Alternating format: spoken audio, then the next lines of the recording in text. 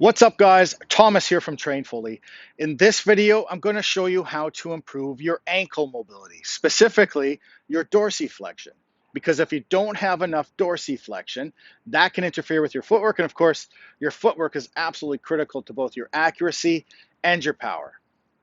All right, guys, so the first thing we're going to do is an assessment to see if you actually are lacking dorsiflexion. Now, dorsiflexion is when the angle between our shin and the top of our foot decreases. So it's either when I bring the top of my foot towards my shin or my shin towards the top of my foot. The normal amount of dorsiflexion in the ankle is 20 degrees. But in order to measure that, you need a goniometer. And I doubt that you have one laying around the house. So I'm going to show you how to do that using a ruler or a tape measure. So we're going to measure 5 inches out from the wall. You're going to take 1 foot and line your big toe up with that 5-inch mark. So my big toe is 5 inches away from the wall. My foot's pointing straight ahead and my heel is on the floor, and it has to stay on the floor the entire time. And from here, I'm just going to lunge forward, see if I can touch the wall with my knee without my heel coming up. That side's okay. Test the other side as well.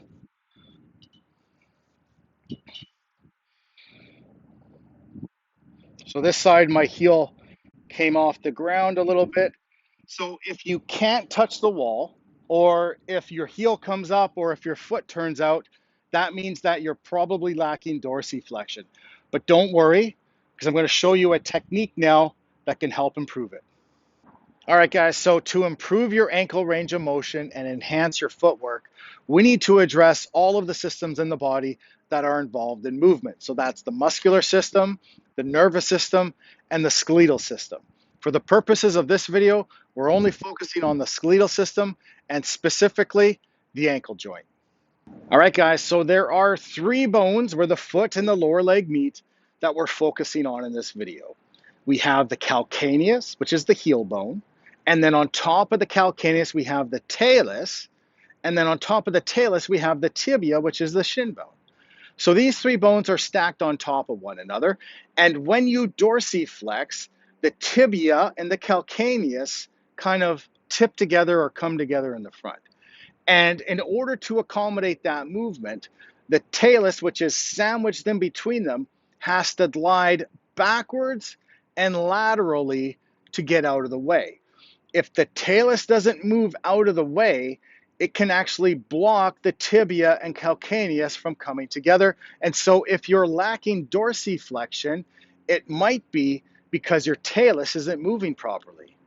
Typically what happens is the talus becomes stuck anteriorly and medially within the ankle. And because it becomes stuck in that position, it can't move properly to get out of the way to accommodate dorsiflexion. And you might have felt that as a pinching in the front of your ankle when you did the assessment earlier. Now, when the talus becomes stuck in that position, it can also cause your foot to flatten and turn out, which is a sign of lower extremity dysfunction. So how do we fix this? Well, I'm going to show you a safe and simple self-administered mobilization technique that you can do at home that can improve the motion of the talus and improve the mobility of your ankle.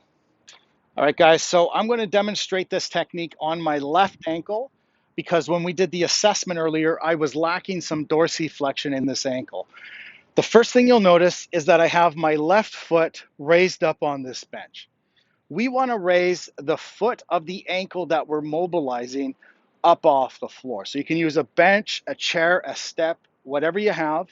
The reason we want this foot elevated is so that it forces us to put all of our body weight on the other leg, right? Like if you have your foot raised up on this bench here, you can't really put weight on this foot. You're forced to put it on this back foot.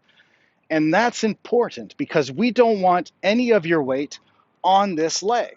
If we have weight on this leg, we will have pressure going through that ankle, and that pressure will compress the talus between the tibia and the calcaneus, making it very difficult to mobilize.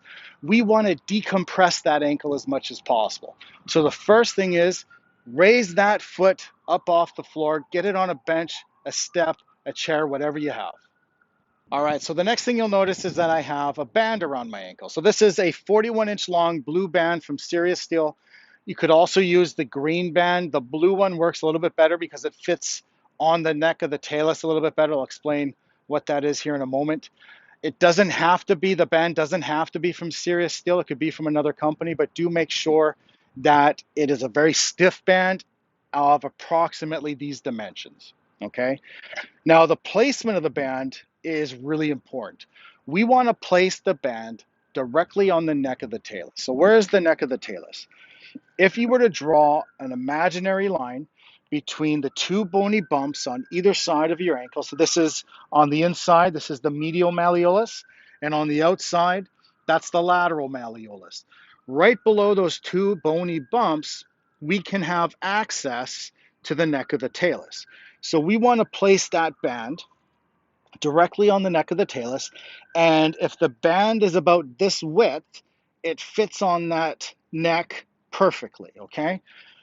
Now, the line of pull, the direction that the band is pulling is also really important. We obviously want the band to pull backwards, but remember, the talus gets stuck anterior and medial, so we're trying to pull posterior and lateral, right? So we want that line of pull coming directly to the outside a little bit. So it's pulling backwards, a little bit to the outside, and slightly down. The reason I have the band pulling slightly down is because pulling in that manner can help decompress the ankle a little bit. It will help pull the talus away from the tibia and make it a more effective mobilization. So that's the next thing. Get that band around your ankle, have it pull backwards to the outside, slightly down, and make sure that the band is placed directly beneath the medial and lateral malleolus. All right, so now we're ready to mobilize your ankle. So I want you to grab a golf club or a dowel, a stick of some sort. You're going to place the club directly in front of your second and third toe, about 4 or 5 inches in front of your foot. Get the other foot directly underneath you and make sure all of your weight is on that foot. And from here, what you're going to do is just squeeze this glute to drive your pelvis forward, which is going to force this ankle into dorsiflexion. Aim for that stick or that club, and then relax. Make sure that you keep your heel on the bench the entire time and don't let your foot flatten. Drive your pelvis forward, force that ankle into dorsiflexion, and relax. Now, as you dorsiflex this ankle, the band is pulling the talus posterior and lateral, pulling it out of the way to accommodate the tibia and the calcaneus coming together in the front. Okay, now the rep range here is 15 to 20 reps, just a nice continuous motion just like this. Again, this glute is doing all of the work, 15 to 20 repetitions on each side.